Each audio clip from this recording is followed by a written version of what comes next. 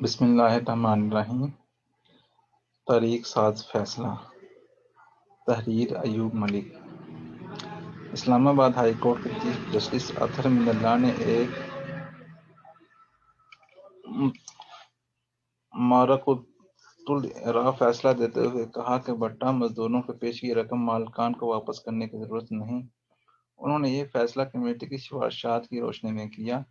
اس سے پہلے بھی جبری مشقت کے خاتمے کے ایکٹ 1992 اور P L D 1990 supreme court 513 درشن مسیح فیصلے کے مطابق بٹا مزدوروں کو کسی قسم کی پیشگی یا ایڈوانس کی ممانعت کی گئی تھی،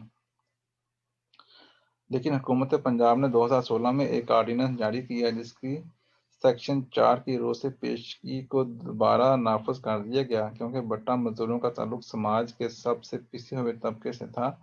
یوں اس قانون سازی کے خلاف جو اشرافیائی طبقے نے کی تھی، کوئی آواز بلند نہ ہو سکی۔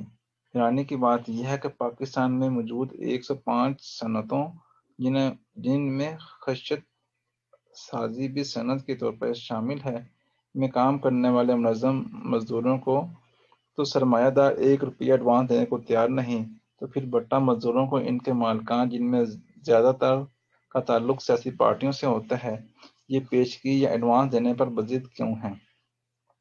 اس کی اصل وجہ یہ ہے کہ پیشگی کی رقم دراصل ایک تواتر سے استحصال کا طریقہ کار ہے۔ پہلے تو قانونی دستاویز پر دستخط کروا کر آدھی مزدوری دی جاتی ہے، اور پھر ان کی روزانہ کی مزدوری کو پیشگی کے ساتھ مشروط کر دیا جاتا ہے، جس کا حساب کتاب بھی بٹا مالک کا مقرر کردہ ایک منشی کے پاس ہوتا ہے۔ اس رپورٹ میں منشی کے عہدے کو ختم کرنے کی سفارش کی گئی ہے۔ بٹا مزدور چونکہ پڑھے لکھے نہیں ہوتے، اس لیے انہیں 50 روپے کی دوائی 500 روپے کی عوض دی جاتی ہے۔ اور حیرت کی بات تو یہ ہے کہ جب مزدور کا بچہ پیدا ہوتا ہے تو بٹا مالک یا اس کا منشی خود اس کی بیوی کی زچگی کا بندوبست کرتا ہے اور اس کا خرچ ہزاروں گنا لکھواتا ہے، جس سے انہیں پیدائش کا سرٹیفکیٹ نہیں ملتا۔ اس لیے بٹا مزدوروں کے اکثر بچے شناختی کارڈ سے محروم رہ جاتے ہیں۔ اس پیشگی رقم کی وجہ سے وہ جبری مشقت پر مجبور ہوتے ہیں، اور کام ختم ہونے پر وہی بٹا مالک انہیں خاندان سمیت اگلے بٹے پر بھیج دیتا ہے۔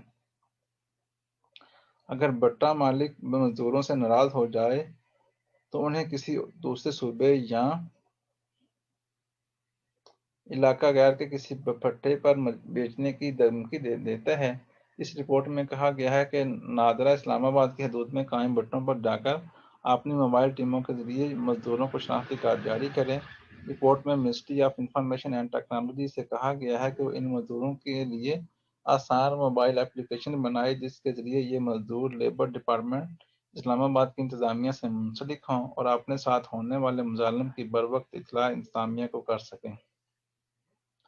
یہ بہت ہی ہمت افزا اقدام ہے، جسے پورے پاکستان کی لیبر یونینوں کو اپنے علاقوں میں نافذ کرانا چاہیے۔ لیبر ڈپارٹمنٹ اور اسلام آباد کی انتظامیہ سے کہا گیا ہے کہ وہ ان مزدوروں کو لیبر یونین بنانے اور اجتماعی سود کاری ایجنٹ منتخب کرنے کی پوری آزادی فراہم کریں۔ اس کے ساتھ ساتھ اسٹیٹ بینک آف پاکستان کو بھی کہا گیا ہے کہ وہ ان مزدوروں کو مائکرو فنانس کی سہولیات فراہم کریں۔